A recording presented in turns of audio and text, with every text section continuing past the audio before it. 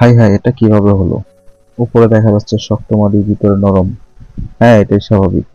যেমন মানুষের চেহারা দেখে বোঝা যায় না মানুষের মন কেমন, ঠিক মাটিরও উপর দেখে বোঝা যায় না যে মাটির ভিতরে কেমন। সে যদি অভিজ্ঞ ড্রাইভার হতো তাহলে অবশ্যই কিন্তু মাটিটা চেক করে নিয়ে তারপরে গাড়িটা নামাতো।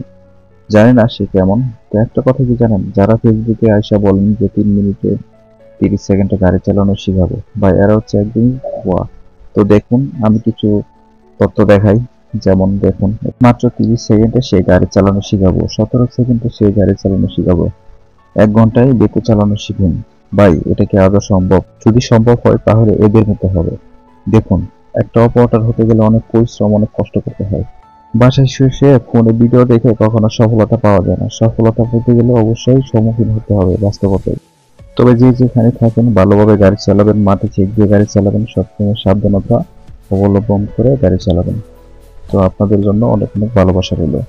আর আমাদের ভিডিওটা যদি ভালো লাগে অবশ্যই লাইক, কমেন্ট, ফলো করে সাথে থাকুন নেক্সট ভিডিও পাওয়ার জন্য। অসংখ্য ধন্যবাদ। তো ভালো থাকবেন সবাই। আল্লাহ হাফেজ।